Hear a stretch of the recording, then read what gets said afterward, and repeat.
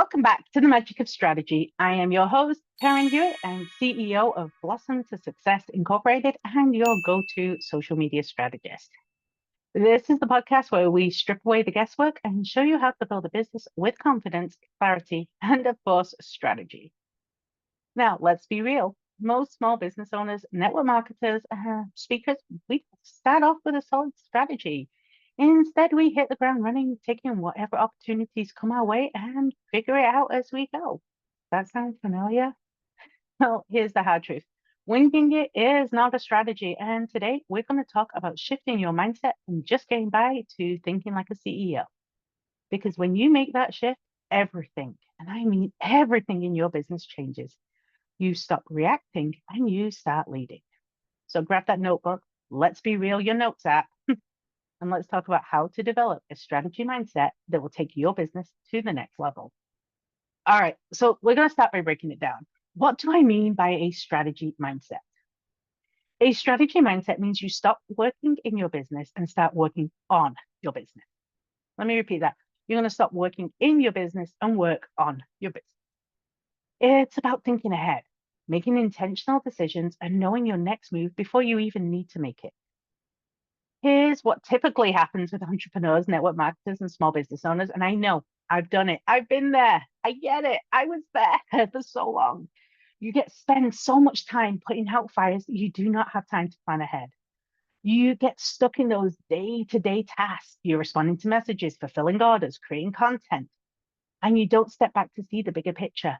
And you say yes to everything because you do not have clear goals. But CEOs don't operate like that. They have vision, plan, and they don't waste time on things that don't align with their goals. So I want you to ask yourself a question. And I'll pause after this question because I want you to really let it sink in. Am I busy or am I actually building a business?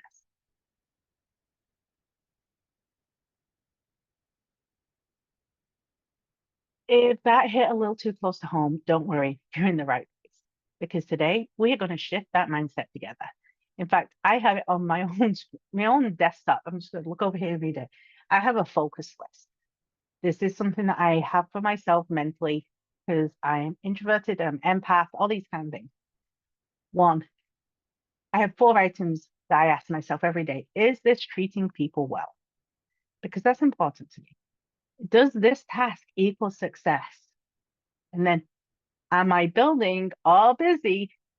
And I also have a little something about taking care of me as well. But it is so important that I put it on my screensaver every single day. But here's the thing. How do we actually start thinking like a CEO instead of an overwhelmed business owner? I'm going to give you 5 key shifts that you need to make. 1, the big picture thinking. You need to stop making decisions for just for today. Ask yourself, where do I want my business to be in 6 months, a year? Will this decision move me closer to my long-term vision? 2, you've got to make confident decisions. CEOs don't overthink everything. They make decisions based on data and experience, not emotions.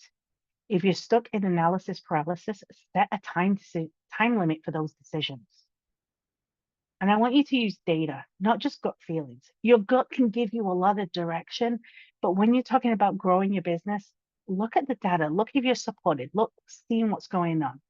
And if you're not tracking what's working in your business, you're just guessing.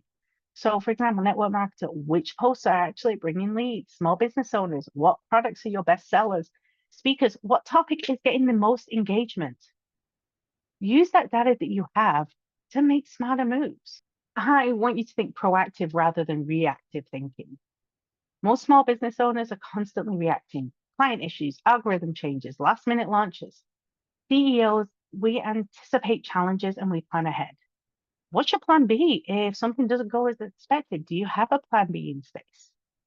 Now, a plan B, I want to make this clear as well, because a plan B isn't like, well, if this all fails, I'm going to do this instead. A plan B is, well, if this project doesn't work, this is the data I'm going to analyze, and this is how I'm going to make the changes. It's not just I'm throwing 10 pieces of spaghetti at the wall and seeing which ones stick. And I want you to surround yourself with strategy-focused people. If you're always with people who are going with the flow, it's easy to get stuck. Find yourself a mentor, join a mastermind, surround yourself with people who challenge you to think bigger. You cannot scale a business with a small mindset.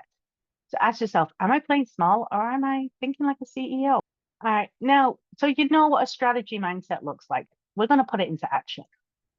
I want you to put these things as 5 things that you can do that start right now, today, that help you start thinking like a CEO.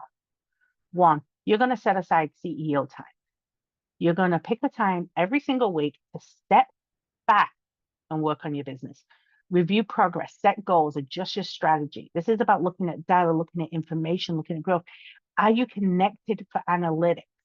If your business is on social media, I strongly encourage use of Metrical, and I'll put a link in the show notes for you because you can get one brand for free for so many posts.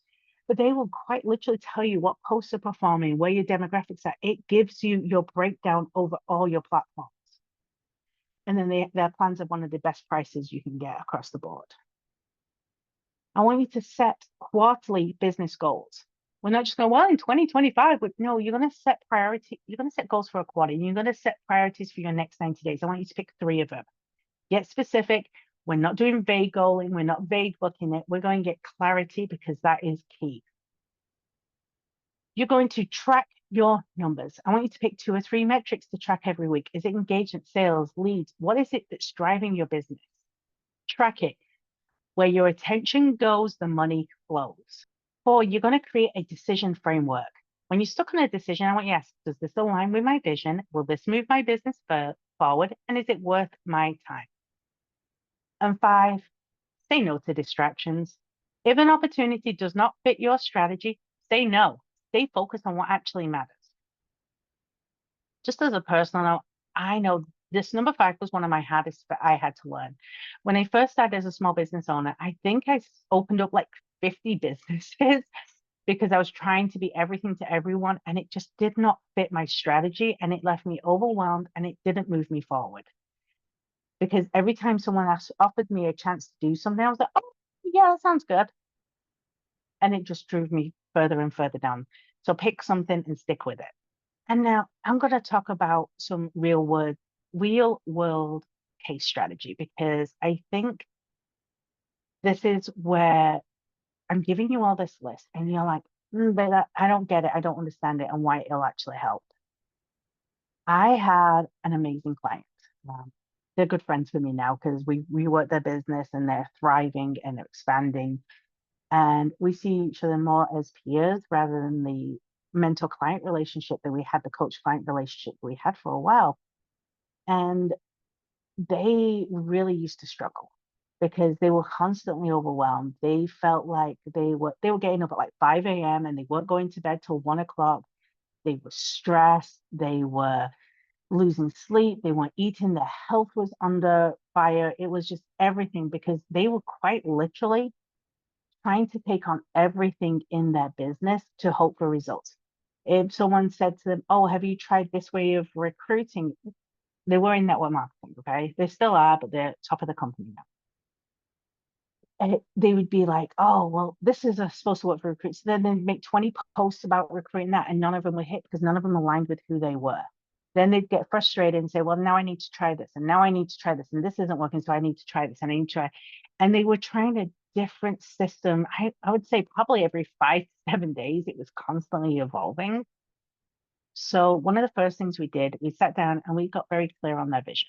We got clear on how much time they wanted to input into the business, how they wanted to work the business, what kind of content they enjoyed making, what kind of leadership training they enjoyed doing, what they needed to, parcel out to somebody else, what systems go.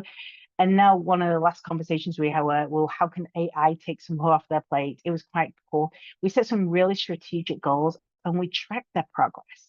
And guess what? Everything changed because we got crystal clear on what it was that was important to them and how they would do it. So here's the thing. This isn't magic. I know it's saying the magic of strategy. It's not magic. It's strategy. And if they can do it, guess what? You can too. Now, all right, my loves, that's a wrap on today's episode of The Magic of Strategy. And if this episode resonated with you, I want you to take action today. No excuses. Don't be, oh, well, I'll do it tomorrow when I get. No, no, no. Set aside 30 minutes to plan out your next 90 days. Start small, but start strategically. And if you loved this episode, hit that subscribe button, leave a review, and share it with a business bestie who needs to hear it. And don't forget to connect with me on social medias at Blossom to Success for more strategy tips and resources.